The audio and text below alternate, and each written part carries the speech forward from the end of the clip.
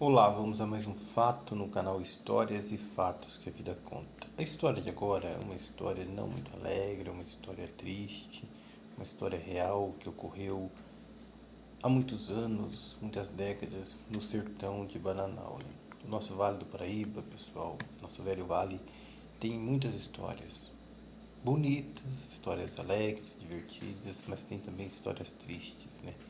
Tem histórias que a gente não tem nem como contar. Só as muito antigas, né? Que a gente vai contando. É o caso dessa de hoje. Meu pai sempre me contava essa história com tristeza quando ele lembrava desse fato que ele era criança e a vítima já era um pouco mais velha, né? Era um rapaz de 17 anos. Ele se chamava Raimundinho, eu chamava ele de Raimundinho, e ele tinha um sitinho de herança bem no meio da serra. E era uma pessoa muito trabalhadora e vivia sozinho, Deus lá, criava porco, galinha, plantava, tinha gado, cavalo, tinha suas arminhas que antes era liberado comprar. E o pessoal gostava muito dele, os fazendeiros, as pessoas, exceto uma família que queria comprar essa terra e resolveu impedir ele de passar em um lugar e também começou por causa de porteira, dizendo que a porteira estava aberta, não sei o que tem. E aí não queria que ele passasse mais ali. Era uma família muito perigosa, valente, tinha um certo dom de covardia e o pessoal tinha um pouco de medo dessa família. Mas ele resolveu enfrentar, não tinha o que fazer. Uma noite ele foi para a cidade, voltou. Quando ele voltou, encontrou a porteira amarrada. Era uma noite meio de lua minguante, parece. Não era lua cheia, não. Ele conseguiu ver que o barranco estava repleto de pessoas ali na tocaia, na croca, na maldade, com ele, quatro, cinco parece.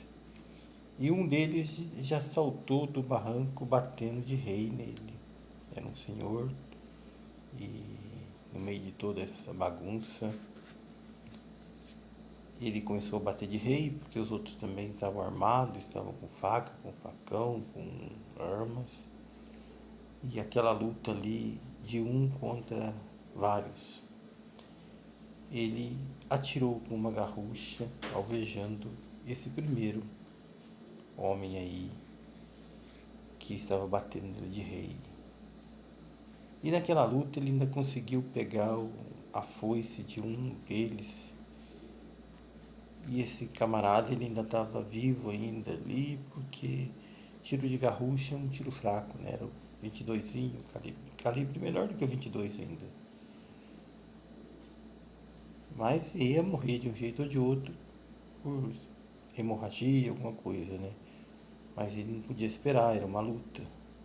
E nessa luta ele ainda conseguiu acertar o pescoço dessa pessoa que mesmo ferido ainda estava em luta pelo mal.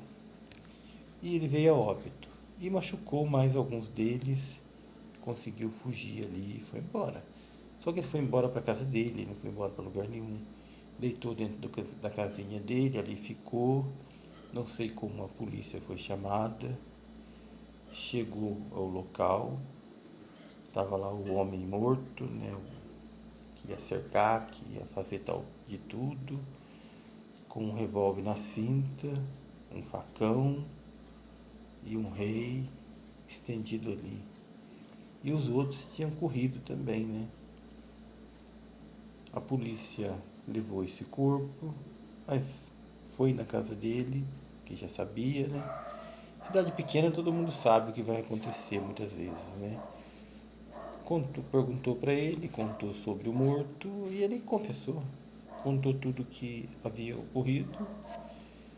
Eles disseram, mas a gente não tem nada contra você, mas a gente tem que te levar. É nosso trabalho, você tem que ir com a gente. De boa, ele falou, foi. não sei se foi de cavalo, naquela época andava muito a cavalo, né? Seguiu eles e foi embora para a delegacia. Só que lá ele ficou preso. Ficou preso por um ano até ter o seu julgamento, eu acho. E ali mesmo eles trabalharam para vê-lo livre, porque certamente a polícia sabia que bisca eram aquelas outras pessoas, né? Só que, tudo bem, o que ele tinha que fazer? Ele tinha que ter saído, ido embora dali, para mais longe. Só que ele quis voltar para o sítio.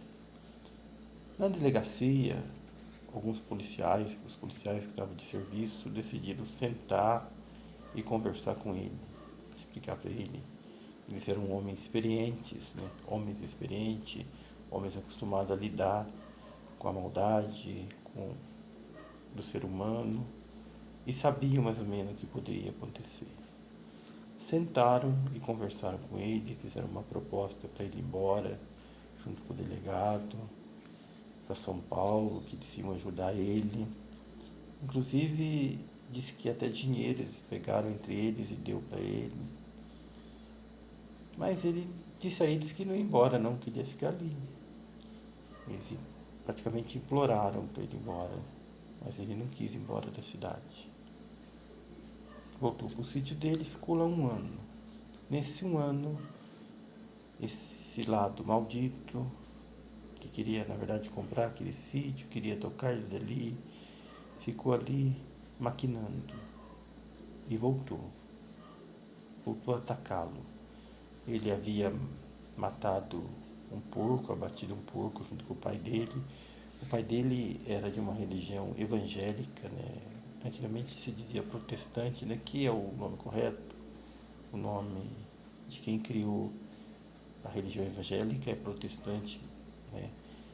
E Pentecoste, que o homem seguia, pai dele. Aí eles foram para a cidade junto vender esse porco, mas era serra, né? A cavalo. No meio do caminho ele foi atacado por essas pessoas sobreviventes desse embate aí. Dessa vez eles se prepararam, sabendo com quem estava lidando, cercaram de tudo quanto é jeito e conseguiram êxito em sua maldade contra o rapaz. Mas o curioso da história é que dizem que ele ainda chegou a tomar a faca de um e partir para cima, só que o pai, por ser da religião cristã Pentecoste, não sei como chama o nome certo, ele entrava na frente para que ele não ferisse os seus assassinos e não ficasse ferido. Só que enquanto o pai deitava, entrava na frente, eles atacavam ele por trás. Não tinha como ele se defender. Quando o pai deitava na parte que ele estava sendo esfaqueado, eles esfaqueavam pelas costas e assim sucessivamente.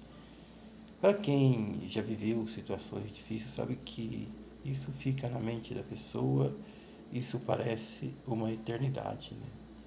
São minutos que acontecem de forma muito rápida, que fica ali como uma eternidade na mente de quem consegue sobreviver a um ataque de uma cobra venenosa desse tipo de ser humano, né?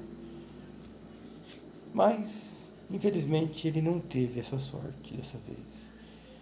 Eles vendo que já tinham ferido muito ele, fugiram e porque vinha chegando alguém também a cavalo, esse alguém desceu, ele começou a pedir água, porque quando a pessoa é ferido, aí com tiro, com faca, até mesmo acidente, sua tendência é ter água, pedir água, porque você começa a perder o sangue.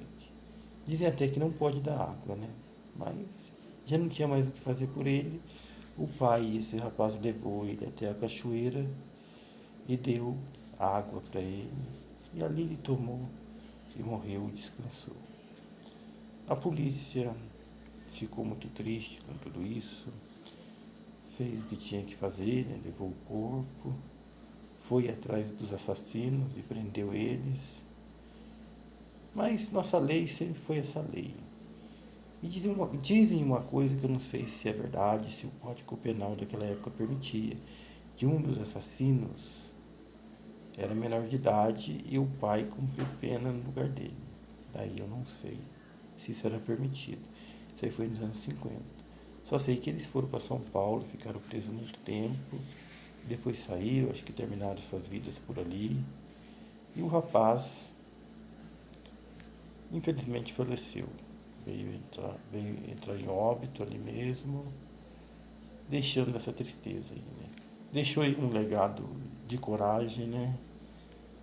Porque enfrentou, digamos assim, hoje a gente diz um sistema, né? Ele não enfrentou um sistema, ele enfrentou uma família, um grupo de pessoas que se diziam dono de uma situação.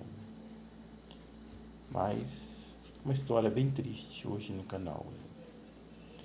A você que assistiu, muito obrigado. A você que deu joinha. E peço a você que me siga no canal para que novas histórias cheguem até vocês. Obrigado, Deus nos abençoe. E que Deus não permita que histórias tristes repitam assim também, né? Que o mundo fique só de histórias boas. Muito obrigado.